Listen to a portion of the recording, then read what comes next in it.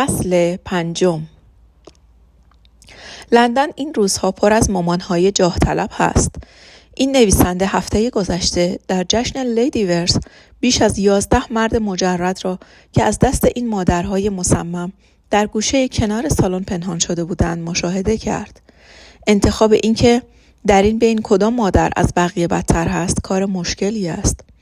از نظر این نویسنده مسابقه بین لیدی بریجرتون و خانم‌ها فدرینگتون، فجینگ و بوت به یک موی باریک رسیده است. در حال حاضر 3 دوشیزه فدرینگتون دم بخت وجود دارد، در حالی که لیدی بریجرتون فعلا باید تنها نگران یکی باشد. به دوستانی که دارای عقل سلیم هستند پیشنهاد می شود که زمانی که دوشیزه های E، F و H بریجرتون آماده ازدواج شدند از نزدیکی گروه مردهای مجرد حتی رد هم نشوند. زمانی که لیدی بریجرتون بخواهد با 3 دختر مجرد وسط سالن راه بیفتد حتی به اطراف خود نگاهی نخواهد انداخت. و زمانی که ایشان بخواهند کفش‌های آهنین بپا کند مگر خدا به ما رحم کند. روزنامه اجتماعی ویسلدان 28 آپریل 1813. به نظر سایمون آن شب از این بدتر نمی‌شد. آن لحظه نمی‌توانست باور کند که روی عجیبش با دافنه بریجرتون بدون شک نقطه خوب شبش خواهد بود. این درست که از هوس داشتن هر چند خیلی کوتاه خواهر کوچک دوستش شوکه بود. این درست که تلاش احمقانه نیگل برای پریفتن دافنه تمام حسهای رندانش را آزار داده بود. و این درست که دافنه با این دودلی که با نیگل مثل مجرم یا بهترین دوستش رفتار کند به صورت غیر قابل تحملی عصبانیش کرده بود.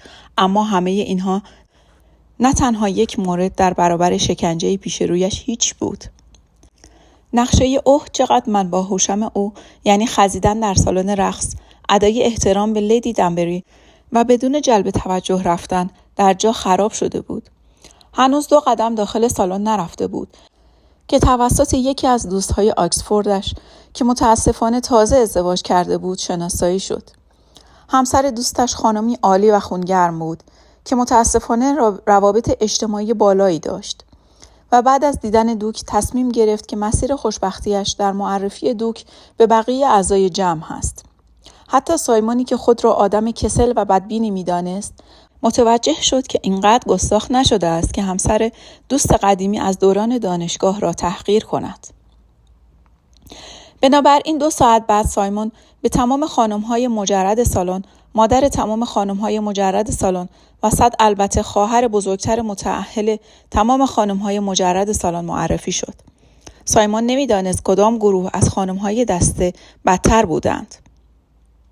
خانم‌های مجرد که به صورت تعامدی خود را کسل نشان می‌دادند، مادرهایشان که به صورت آزاردهنده‌ای مشتاق بودند، یا خواهرهایشان. خواهرها به قدری مشتاق به نظر می‌رسیدند که سایمون شک کرد نکند به جای جشن به روسبیخانه‌ای رفته باشد. 6 نفر از آنها اشاره‌های به شدت واضحی به سایمون کردند. 2 نفر برگه‌ای در جیب سایمون انداختند که او را به خلوتگاهشان دعوت می‌کرد و یکی هم در حقیقت دستش را روی پای سایمون کشیده بود. با این اوضاع دافنه خیلی خوب به نظر می‌رسید. سایمون فکر کرد حرف از دافنه شد، پس کدام گوری بود؟ فکر کرد که دافنه را ساعتی پیش بین حلقه‌ای بزرگ از برادرهای ترسناک و هیکلی‌اش دیده بود. اما از آنجایی که ظاهراً دافنه ناپدید شده بود، پس احتمالاً تنها خانم مجرد جشن هست که به سایمون معرفی نشده است. سایمون در مورد اینکه توسط بربروک مورد مزاحمت قرار بگیرد نگران نبود. با مشتی که به چانه‌اش زده بود بعید می‌دانست تا چند دقیقه بعد به هوش بیاید. البته با توجه به میزان الکلی که بربروک از عصر خورده بود احتمالاً زمان بیشتری بیهوش می‌ماند. و حتی اگر دافنه به طرز احمقانه‌ای نسبت به خواستگارش مهربان بود، آنقدر احمق نبود که تا زمان به هوش آمدنش هنوز پیش او ایستاده باشد. سایمون نگاهی به جای انداخت که برادران بریجرتون جمع شده بودند و انگار داشتند تجدید خاطره می‌کردند. آنها هم تقریباً به اندازه سایمون با همان تعداد بانوی مجرد و مادر آنها مواجه بودند. اما حداقل آنها از لحاظ تعداد زیاد بودند. البته سایمون متوجه شد که این دوشیزه‌ها نصف زمانی را که در برابر او می‌گذرانند برای برادران بریجرتون نگذاشتند. سایمون نگاه خشمگینی به طرف بریجرتون‌ها انداخت. آنتونی که به راحتی به دیوار لم داده بود این نگاه را دید و نیشخندی به سایمون زد و لیوان شراب قرمزش را در جهت سایمون بلند کرد. بعد با سرش به سمت چپ سایمون اشاره کرد. سایمون برگشت و با مادر دیگری روبرو شد. این یکی یک گروه ستایی دختر داشت که همه آنها لباسهای وحشتناک پرزرق و برق و پر از حاشیه‌ای پوشیده بودند. کپه کپه تور روی هم. سایمون به دافنه و لباس سبز ساده‌اش فکر کرد. دافنه با چشمهای نافذ قهوه‌ای‌اش و لبخند بزرگش. مادر گروه جیغ زد: عالی جناب، عالی جناب. سایمون پلکی زد تا دیدش واضح شود. خانواده ابریشمی طوری او را دوره کردند که حتی نمی‌توانست نگاهی به آنتونی بیاندازد.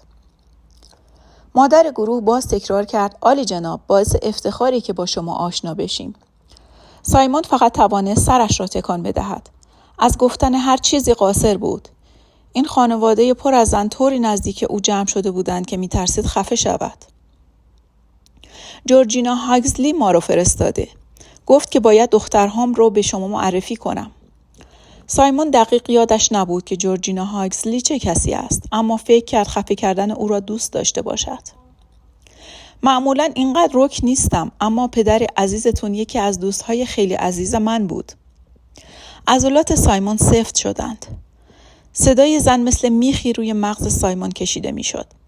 واقعاً مرد حیرت آوری بود. آگاه از وظیفه‌اش نسبت به عنوانش، باید پدر حیرت آوری بوده باشند. سایمون حرفش را قطع کرد. نمیدونم. زن چند بار قبل از اینکه دوباره چیزی بگوید گلویش را صاف کرد. بله، خب، خدای من. سایمون چیزی نگفت به این امید که رفتار سردش باعث رفتن زن بشود. لعنتی، آنتونی کجا بود؟ اینکه زنها با او مثل اسب جایزه برخورد کنند به اندازه کافی بد بود، اما اینکه اینجا بایستد و به این زن گوش کند تا به او بگوید دوک سابق چه پدر خوبی بوده است، واقعا خارج از توان سایمون بود. عالی جناب، عالی جناب. سایمون خود را مجبور کرد دوباره به زن روبرویش نگاه کند و به خود بگوید با او بیشتر صبور باش. احتمالاً این زن از پدرش تعریف کرد چون فکر می کند این چیزی است که سایمون دوست دارد بشنود. فقط خواستم یادآوری کنم چند سال پیش به هم معرفی شدیم، وقتی هنوز کلیولند بودین. سایمون زمزمه کرد بله و به اطراف نگاه کرد، بلکه شکافی بین خانم‌ها پیدا کند تا از آن راه فراری بسازد. اینها دخترهای من هستند و به 3 خانم جوان اشاره کرد.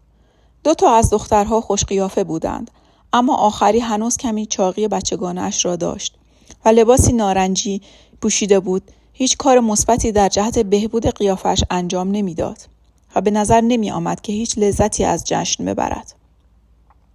خانم ادامه داد: دوست داشتنی نیستند؟ غرور و شادی من و بسیار آروم و ملایم. سایمون این حس تهوع آور را داشت که این جملات را احتمالاً موقع خرید سگ هم شنیده باشد. عالی جناب، معرفی می کنم. پریدنس، فیلیپا و پنلوپه. دخترها تعظیم کردند. هیچ کدام جرأت اینکه به چشمهایش نگاه کنند را نداشتند. خانم ادامه داد: البته دختر دیگه‌ای هم توی خونه دارم، اما چون 10 سالش هست برای جشن‌های اینطوری اون رو نمیارم. سایمون واقعاً نمیفهمید این خانم چرا حس می‌کند که این توضیح نیاز هست، اما سعی کرد صدایش را با دقت کسل نشان دهد. پرسید: و شما؟ اوه، من لیدی فدرینگتون هستم. البته همسرم 3 سال پیش فوت کرد که دوست صمیمی پدرتون بود. صدای لیدی فدرینگتون انتهای جملهش لرزید و واکنش سایمون را به اسم پدرش به یاد آورد. سایمون کمی سرش را تکان داد. بانو فدرینگتون با شادی مصنوعی ادامه داد: پریدنس پیانو میزنه. سایمون نگاهی به چهره رنگ پریده دختر بزرگ انداخت و همانجا تصمیم گرفت هیچ وقت به مهمانی موسیقی خانم فدرینگتون نرود. و فیلیپای عزیزم توی آبرنگ مهارت داره. فیلیپا درخشید. شیطان درونش سایمون را مجبور کرد بپرسد: و پنلوپه؟ خانم فدرینگتون نگاه ترسیده‌ای به کوچکترین دخترش که کاملاً بیچاره به نظر می رسید انداخت. پنلوپه به صورت وحشتناکی قشنگ نبود و از طرفی هیکل چاقش با انتخاب لباسی که توسط مادرش انجام گرفته بود اصلاً بهتر نشده بود. اما به نظر می آمد که چشمهای مهربانی دارد. پنلوپه؟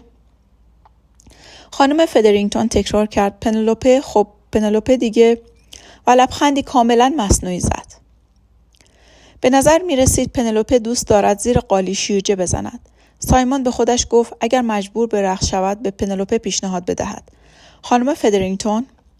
صدای تیز و متکبری آمد که فقط می توانست به خانم دنبری تعلق داشته باشد. داری دوک رو اذیت می کنی؟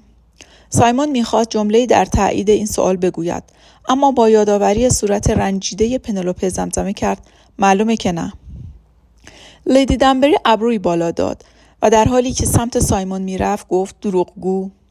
بعد به سمت خانم فدرینگتون که سبز شده بود برگشت. لیدی فدرینگتون چیزی نگفت. لیدی دنبری چیزی نگفت. در آخر لیدی فدرینگتون چیزهایی در مورد دیدن عموزاده‌ای گفت و دست دخترانش را گرفت و با دست پاچگی فرار کرد. سایمون دستهایش را به هم گره زد و در حالی که نمی‌توانست حالت سرگرم شده را از صورتش جمع کند گفت کار خیلی خوبی انجام ندادی. خودش و دخترهاش مغز ندارن، البته به جز اون زشته. بعد سرش را تکان داد. اگر رنگ دیگه‌ای بپوشه. سایمون سعی کرد جلوی خنده‌اش را بگیرد و موفق نشد. هیچ وقت یاد نگرفتی که سرت به کار خودت گرم باشه؟ لبخندی زد. هرگز. بعد هم کیفش چی میشه؟ سایمون می توانست بگوید که لیدی دنبری نمیخواست اما لبخند زد. و تو هم مهمون غول‌پیکری هستی. آدم ممکنه فکر کنه ادب احوال پرسی کردن با صاحب خونه رو نداری. همیشه طوری با هواخواهانت دوره میشی که اصلا جرئت نمی‌کنم بهتون نزدیک بشم. زبون باز. سایمون چیزی نگفت. نمیدانست که چطور حرفش را قطع کند. همیشه مشکوک بود که لیدی دنبری رازش را میداند اما کامل مطمئن نبود. دوستت بریجرتون داره میاد. چشمهای سایمون جهت سر لیدی دنبری را دنبال کرد.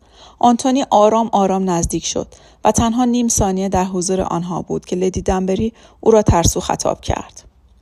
آنتونی پلکی زد. ببخشید. میتونستی بیای و خیلی وقت پیش دوستت رو از دست اون 4 فدرینگتون نجات بدی. خب داشتم از وضعیتش لذت میبردم. اوف. بعد بدون گفتن کلمه دیگر یا غرشی دیگر آنها را ترک کرد. آنتونی گفت پیرزن عجیب، اصلا تعجب نمی کنم اگه همون ویسلدان ملعون باشه. منظورت همون ستون شایعه است؟ آنتونی در حالی که او را به سمت گلدانی در گوشه‌ای می برد، جایی که برادرهایش منتظر بودند، سرش را تکان داد. همینطور که راه می رفتند نیش آنتونی تا ته باز شد. راستی دیدم که با چند تا از خانم‌های بسیار محترم آشنا شدی. سایمون چیزی زشت و وقیح زیر لب زمزمه کرد، اما آنتونی فقط خندید. نمیتونی بگی که بهت نگفتم. خیلی آزاردهنده است که بخوام بگم در مورد چیزی درست گفتی، پس لطفاً این رو از من نخواه. آنتونی فقط بیشتر خندید. به خاطر این جمله باید به نوازندگان معرفیت کنم. سایمون هشدار داد اگر این کار رو کنی مرگ آروم و دردناک خواهی داشت. نیش آنتونی باز شد. شمشیر یا تفنگ؟ سم، قطعاً سم. اوخ. آنتونی مارش رفتنش وسط سالن رقص را متوقف کرد و جلوی 2 بریجرتون دیگر ایستاد که کاملاً با موهای بلوطی، قد بلند و استخوان‌بندی محکمشان قابل تشخیص بودند. سایمون متوجه شد که چشمهای یکی سبز و دیگری قهوه‌ای مثل آنتونی هست. اما به جز این تفاوت در نور کم عصر آن 3 از هم قابل شناسایی نبودند. آنتونی خیلی مؤدبانه پرسید برادرهام رو یادت میاد؟ بندیکت و کولین. بندیکت رو مطمئنم از دوران اتون یادت میاد. همونی که مثل سگ پاسوخته تمام 3 ماه اول ورودش ما رو دنبال میکرد. بندیکت با خنده گفت اصلاً هم اینطور نبود. آنتونی ادامه داد نمیدونم کولین رو دیدی یا نه. احتمالاً کوچکتر از اونه که باهاش برخوردی داشته باشی. کولین با سرخوشی گفت از دیدنت خوشحالم. سایمون متوجه برق شیطنت در چشمهای مرد جوان شد و نتوانست در جوابش لبخند نزند. کولین در حالی که لبخندش به صورت خبیثانه‌ای داشت بزرگ میشد ادامه داد آنتونی اینقدر چیزهای توهین آمیزی در موردت گفته که مطمئنم دوستای خوبی با هم میشیم. آنتونی چشمهایش را چرخاند. مطمئنم متوجهی که چرا مادر معتقده که کلین اولین بچه‌اش خواهد بود که اون رو به مرز دیوانگی میرسونه. کلین گفت در واقع به خاطر این موضوع به خودم افتخار میکنم. آنتونی ادامه داد خدا رو شکر مادر این مدت فرجه‌ای نسبت به دلربایی‌های لطیف کلین داشته. در واقع کلین تازه از سفر به اروپا برگشته. نگاه کلین لاابالی و جوان بود. با شنیدن این حرف لبخند بچگانه‌ای زد. همین عصر امروز. به نظر سایمون کلین خیلی نمیتوانست از دافنه بزرگتر باشد. من هم تازه از سفر برگشتم. البته مال تو دور دنیا بوده. دوست دارم روزی راجع به سفرهات بشنوم. سایمون سری تکان داد. حتما. بندیک پرسید دافنه رو دیدی؟ دافنه تنها بریجرتونی هست که به جشن اومده و به حساب نیاوردیمش. سایمون داشت فکر میکرد که بهتر از چطور به این سوال جواب بدهد که کلین صدای شبیه خورناس درآورد و گفت دافنه حساب شده.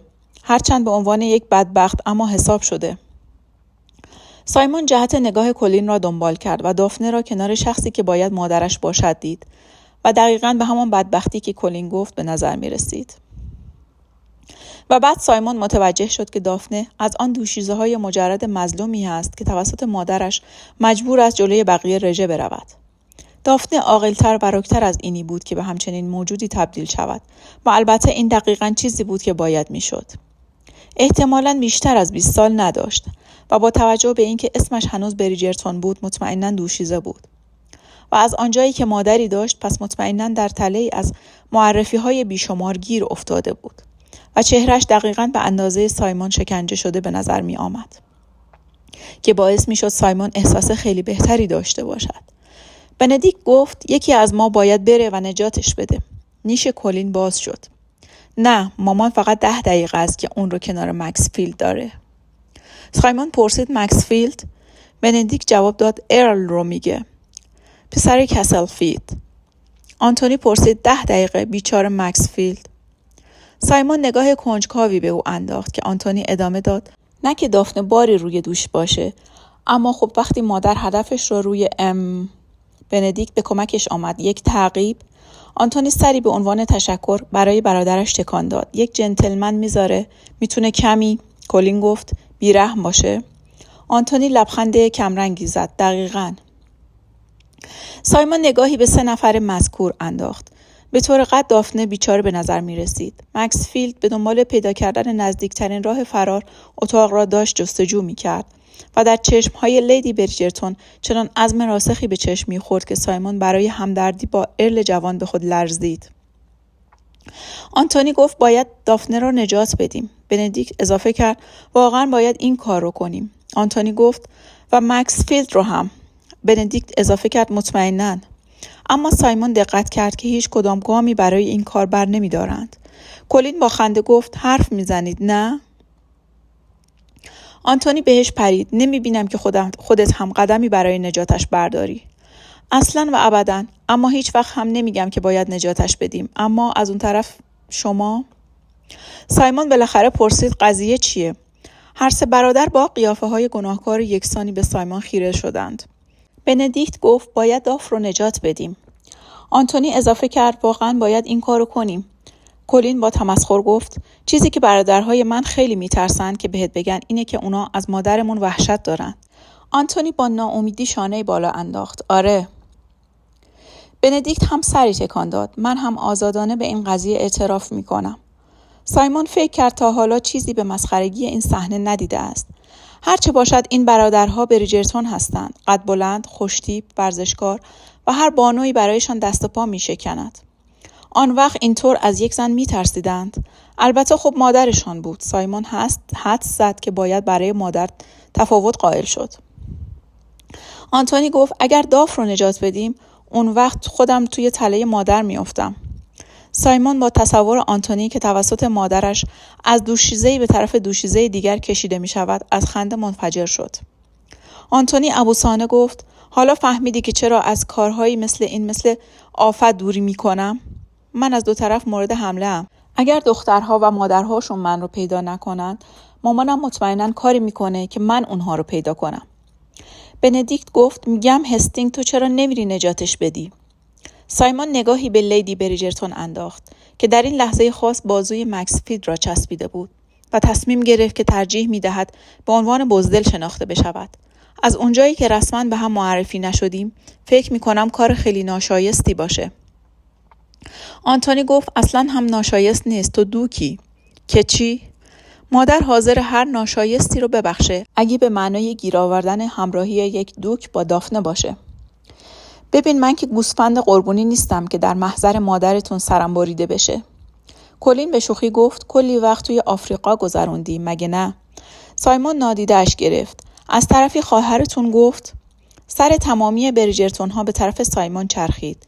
سایمون بلافاصله فهمید اشتباه بزرگی کرده است. آنتونی پرسید دافنه را ملاقات کردی؟ لحنش کمی زیادی مؤدبانه بود.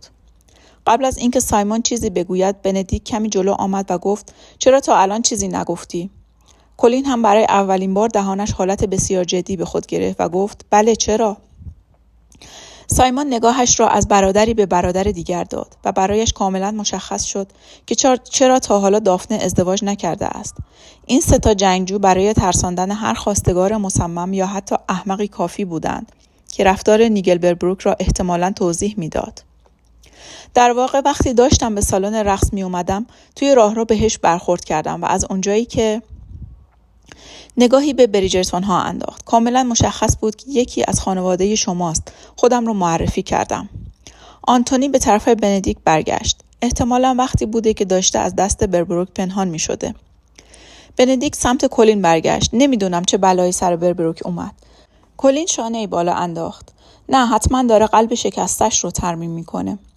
سایمون با بدخلقی فکر کرد یا سر شکستش را. آنتونی گفت خب این همه چیز رو توضیح میده و از قالب غیر قابل تحمل برادر بزرگ در اومد و دوباره شبیه رفیقی روند و بهترین دوست شد. بندیکت مشکوکانه گفت البته بجز اینکه چرا تا حالا چیزی در موردش نگفت. سایمون پرخاش کرد چون شانسش رو نداشتم. آماده بود که برای توضیح بیشتر از مشتهایش استفاده کند. آنتونی اگر دقت نکردی بدون که به تعداد مسخره اعضای خانوادت زیادن و زمان مسخره هم برای معرفی به همشون نیازه. کلین گفت الان فقط 2 تامون اینجاست. سایمون اعلام کرد من میرم خونه، همتون دیوونه اید. بندیک که ظاهراً متعصب ترین برادر بود ناگهان خندید. خواهر نداری؟ نه؟ نه شکر خدا. اگه یه روزی دختردار شدی میفهمی. سایمون مطمئن بود که هیچ وقت دختری نخواهد داشت اما دهانش را بسته نگه داشت. آنتونی گفت این میتونه برات یه آزمایش باشه. بندیکت گفت گرچه دافت از بقیه بهتره، یعنی خیلی خواستگار نداره. سایمون نمیتونست بفهمد که چرا. آنتونی گفت واقعا نمیدونم چرا، به نظرم دافنه خیلی دختر نازیه. سایمون به خودش گفت الان اصلا فرصت مناسبی برای گفتن این موضوع نیست که فقط چند سانتیمتر تا چسباندن دافنه به دیوار، فشار دادن پاهایش به پاهای او و بوسیدنش فاصله داشته و اگر نمیفهمید که دافنه یک بریجرتون هست قطعا این کار را میکرده است. بندیک تاییدش کرد. داف بهترینه. کلین سری تکان داد. دختر بی‌نقص، واقعا رفیق عالی هست. بعد سکوتی معذب کننده به وجود آمد و در آخر سایمون گفت باشه رفیق یا غیر رفیق، برای نجاتش نمیرم، چون دقیقاً خواهرتون به من گفت که مادرتون از این که در حضور من حتی دیده بشه منعش کرده. کلین پرسید مادرمون این رو گفته؟ پس باید واقعاً خیلی شهرت بدی داشته باشی. سایمون زیر لب گفت قسمت عظیمی از این شهرت واقعی نیست. خودش هم نمیدانست چرا دارد از خودش دفاع میکند. کلین زمزمه کرد چه بد، میخواستم ازت بخوام من رو این اطراف ببری. سایمون برای پسرک آینده وحشتناک رذلانه و طولانی را پیش بینی کرد. آنتونی مشتی به پشت سایمون زد و او را به طرف جلو هل داد. مطمئنم اگه خوب برخورد کنی مادر نظرش رو عوض میکنه. سایمون چاره‌ای نداشت به جز اینکه به طرف دافنه راه بیفته. در غیر این صورت صحنه بزرگ درست میشد و سایمون از خیلی قبل فهمیده بود که ایجاد تنش برای او خوب نیست. از طرفی اگر او هم جای آنتونی بود احتمالاً همین کار را میکرد. و بعد از گذراندن یک عصر با فدرینگتون ها و امثال آنها دافنه خیلی هم بد به نظر نمی رسید. بعد از اینکه به وایکنتس رسیدند آنتونی با صدای شادی گفت مادر، کل عصر ندیدمت. سایمون دقت کرد که چشمهای لیدی بریجرتون با دیدن پسرش درخشید. مادر مصمم یا نه، لیدی بریجرتون مشخصاً عاشق بچه‌هایش بود. آنتونی، چه خوب که اومدی. من و دافنه تازه داشتیم با لرد مکسفیلد حرف می‌زدیم. آنتونی نگاه ترحم آمیزی به لرد مکسفیلد انداخت. بله، می‌بینم. چشمهای سایمون لحظه‌ای با دافنه برخورد کرد و سری تکان داد. دافنه هم کمی سرش را تکان داد. دخترک باهوش. چشمهای لیدی بریجرتون روی صورت سایمون روشن شدند. و ایشون کی هست؟ آنتونی جواب داد: دوک جدید هستینگ. حتما ایشون رو از دوران اتون و آکسفورد به یاد میاریم. لیدی بریجرتون خیلی مؤدبانه پاسخ داد: مطمئناً. مکسفیلد که خیلی محتاطانه تا الان ساکت بود ناگهان گفت: فکر کنم پدرم رو دیدم. آنتونی با تفریح نگاهی زیرکانه به لرد انداخت: پس حتما پیشش برو. و لرد جوان رفت، آن هم به چابکی. لیدی بریجرتون با تعجب گفت: فکر می‌کردم از پدرش متنفره. دافنه با رکی جواب داد: هست. سایمون خنده‌اش را با سرفه‌ای خفه کرد. دافنه ابروی بالا انداخت که اگه جرأت داری حرف بزن. لیدی بریجرتون گفت: به هر حال شهرت خیلی بدی داره. سایمون زمزمه کرد: این روزها آدم‌های بدنام ظاهراً زیاد شده. چشم‌های دافنه باز شدند و این بار سایمون ابروی بالا انداخت که اگر جرأت داری حرف بزن. البته که دافنه جرأتش را نداشت، اما مادرش نگاه تیزی به سایمون انداخت. احتمالاً داشت بررسی می‌کرد عنوان جدیدش به بدنامیش می‌چربید یا نه. سایمون به آرامی گفت: لیدی بریجرتون، فکر نمی‌کنم که قبل از ترک کشور فرصت آشنایی با شما رو داشتم، اما خوشحالم که الان می‌بینمتون. من هم همینطور. بعد اشاره‌ای به دخترش کرد: دخترم دافنه. سایمون دستکش پوشیده دافنه را گرفت و بوسه آرام به انگشت‌هایش زد. دوشیزه بریجرتون، باعث افتخاره که به صورت رسمی به شما معرفی شدم. لیدی بریجرتون گفت: رسمی؟ دافنه دهانش را باز کرد که چیزی بگوید، اما سایمون قبل از اینکه چیزی بگوید ادامه داد: قبلا به برادرهاتون در مورد دیدار کوتاهمون در راهرو گفتم. سر لیدی بریجرتون به تندی به سمت دافنه برگشت. امروز عصر با دوک آشنا شدی؟ چرا چیزی نگفتی؟ دافنه لبخند اجباری زد. خب با ارل مشغول بودیم. قبلش هم با لورد وستبروک. قبل از اون هم. متوجه حرفت شدم. سایمون به این فکر کرد که اگر بخندد چقدر گستاخی محسوب می شود. لیدی بریجرتون لبخند بزرگی به سایمون زد. سایمون سریع متوجه شد که دافنه لبخند بزرگش را از چه کسی به ارث برده است. و همچنین سایمون متوجه شد که لیدی بریجرتون به این نتیجه رسیده که شهرت بد سایمون قابل اصلاح و چشم پوشی است. نور عجیبی در چشمهایش ظاهر شد و سرش را بین دافنه و دوک عقب و جلو برد. بعد دوباره لبخند زد. سایمون با میل شدیدش به فرار مبارزه کرد. آنتونی کمی جلو آمد و در گوشش زمزمه کرد: واقعاً معذرت میخوام. سایمون با دندانهای چفت شده گفت: شاید باید بکشمت. نگاه یخی دافنه میگفت آنچه که به هم گفتند را شنیده و اصلاً هم خوشش نیامده است. اما لیدی بریجرتون خوشبختانه بی‌اعتنا بود. سرش پر از تصاویری از عروسی بزرگی بود. بعد خیلی ناگهانی چشمهایش باریک شدند و به پشت سر مردها خیره شد و البته اصلا خوشش نیامد که سایمون، آنتونی و دافنه سرشان را کج کردند تا ببینند چه چیزی در شرفه رخ دادن است. لیدی فدرینگتون بود به سمت آنها مارش می آمد و پردنس و فیلیپا پشت سرش بودند. سایمون دقت کرد که پنلوپه هیچ جا دیده نمی شد. سایمون سریع متوجه شد که لحظات سخت راه حل‌های سخت هم دارند. دوشیزه بریجرتون، با من می رقصید؟